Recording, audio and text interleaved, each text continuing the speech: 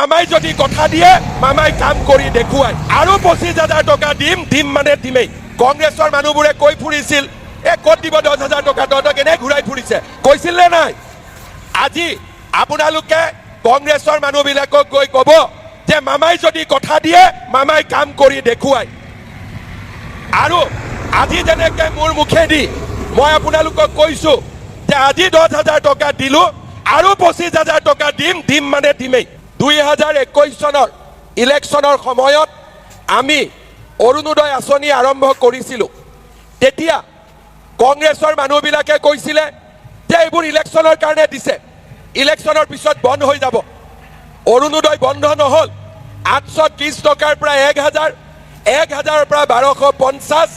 এইবাৰ গেছৰ চিলিণ্ডাৰৰ নামত আৰু 250 টকা, তাৰমানে অৰুণোদয় গৈ 1,500 টকা হ'বগৈ।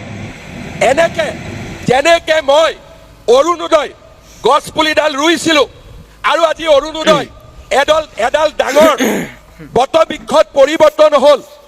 আজি অৰুণোদয় 36 লাখ মহিলাই লাভ কৰিব 17 ছেপ্টেম্বৰৰ পৰা।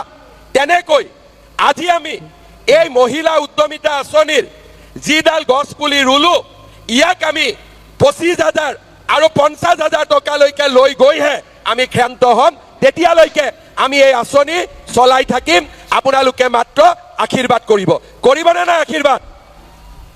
সৰুকৈ হাত চাপৰি বজাইছে নেকি? আশীৰ্বাদ কৰিবনে নাই? কৰিব সঁচাই? যেতিয়া আপোনালোকে লগত থাকিব তেতিয়া আমি অৰুণোদয়, মহিলা উদ্যমিতা, নিযুত মইনা, বিনা পইচাত চৰকাৰী চাকৰি, মুখ্যমন্ত্ৰীৰ আত্মনিৰ্ভৰ অভিযান, আজি আমি যিমান আঁচনিৰ কাম আৰম্ভ কৰিছোঁ কোনেও আগতে কেতিয়াও কৰিব পৰা নাছিল। আৰু আপোনালোকে আশীৰ্বাদ দিলে আমি আগলৈও এই ধৰণে আপোনালোকক আগবঢ়াই লৈ গৈ থাকিম।